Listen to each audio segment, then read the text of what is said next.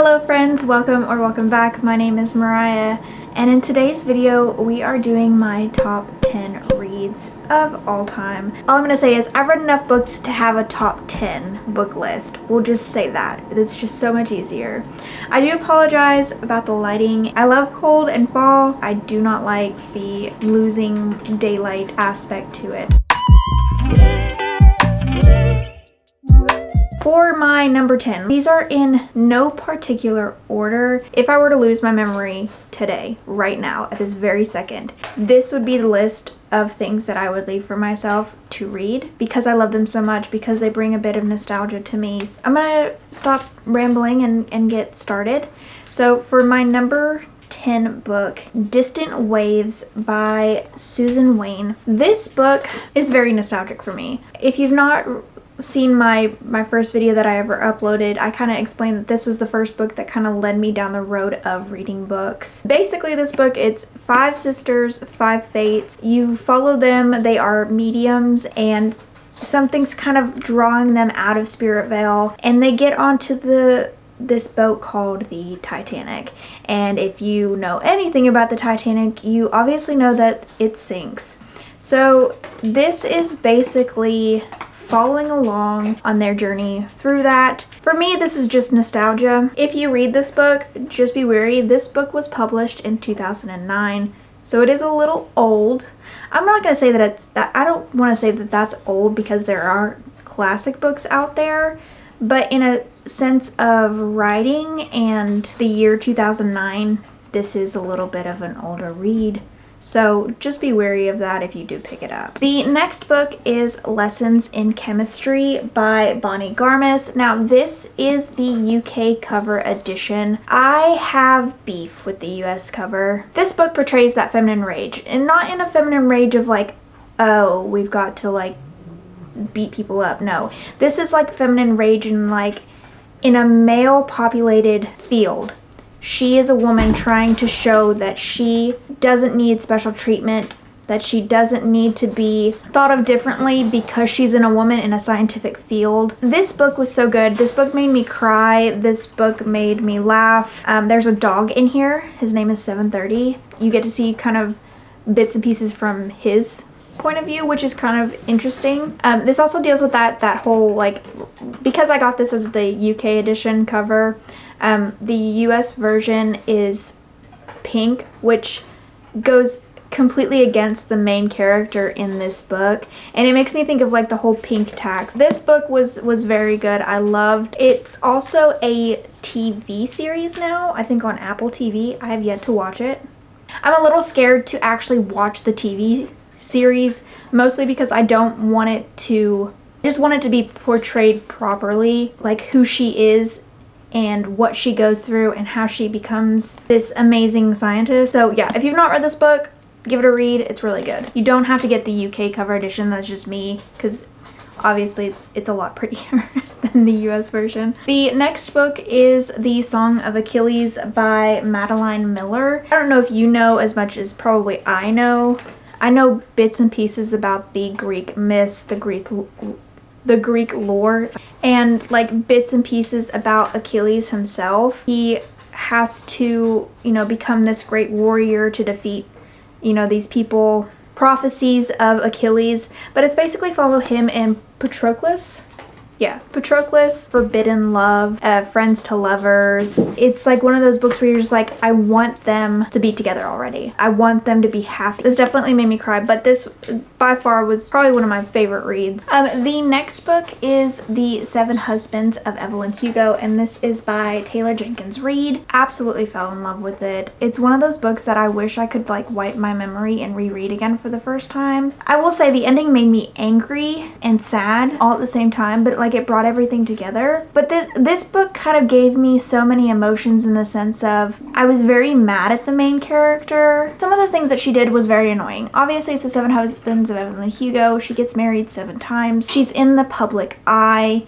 Forbidden love, like she can't be with the one she loves because it is not welcomed in this day and age. But it's just basically a story of her telling her entire life from her point of view to this reporter. It's gonna make you feel every emotion. I loved this book. If you've not read it, please go read it. The next book is The Inheritance Games by Jennifer Lynn Barnes. I feel like I just love everything about this book. It's a very like digestible. It's super easy, quick read. There's a love triangle. There's obviously solving mysteries. She's basically been put in a will for a very rich and famous family. She has no recollection of ever meeting this person or why she's even in the will to begin with.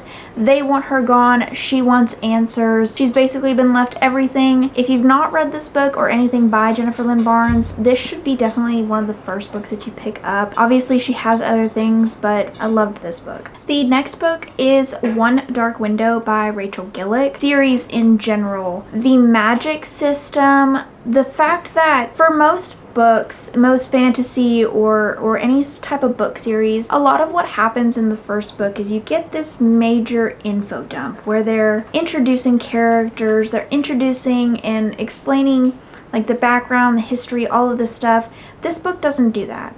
This book kind of just throws you to the wolves and lets you figure it out as you read the story. I mean, obviously to begin with, I was super confused and had no idea what was going on.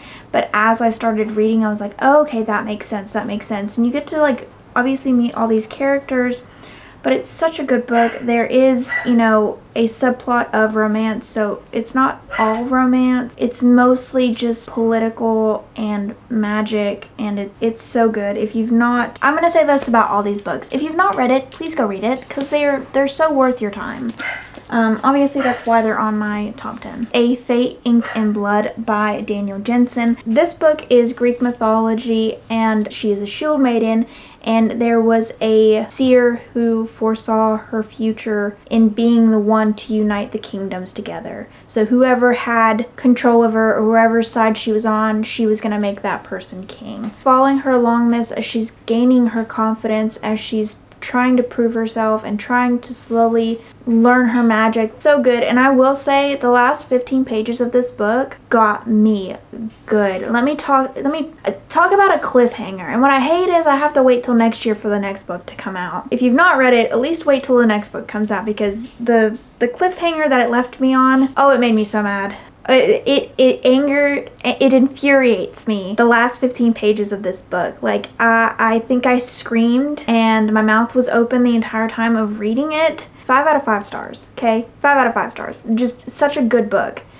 Loved the fantasy feel of it, the Greek mythology, everything about this book. So if you've not read it, at least wait till the next book, before the next book comes out, which will come out next year. So put it on your list. So we are now in the top 3 of my top 10. The third one being Cinder by Marissa Mayer. I am one of those people that if Marissa Mayer writes it, I will read it. Like, she's like an automatic buy for me. This book encompasses Disney, Star Wars, Terminator. It's if I'm in a reading slump and I need to like get myself back into the world of reading and basically to get myself out of a reading slump, this is one of those books that I pick up. And it's a 5-book series, but the series goes by so quickly and it's so good. Obviously Cinder, this is about Cinderella. She's part cyborg. It's a dystopian type world, futuristic type world. I feel like this series isn't talked about enough, and it should be. Just trust me, okay? Trust me. This next book is The Cruel Prince by Holly Black. I will say this time and time again. If I want an enemies to lovers book, this is what I want. This encompasses everything that is enemies to lovers. This isn't just, oh, he's my rival, oh, I should hate him. These characters want each other gone. Like she literally tries to stab him all the time, and he tries to drown her. Like, this to me is the true definition of enemies to lovers.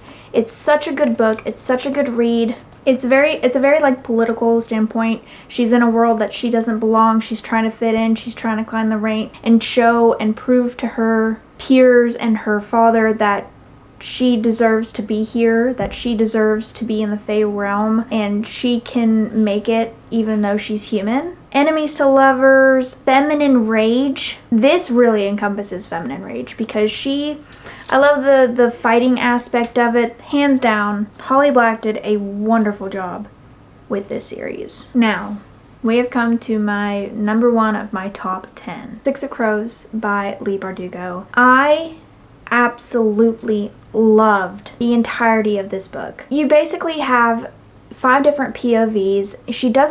Leigh Bardugo does such a good job at encompassing the characters, and basically it's found family, it's heist, it's betrayal, there's love, there's everything in a book, you know? I don't want to say ninjas because they're not ninjas, but they're basically like hired hands to like steal things or find things.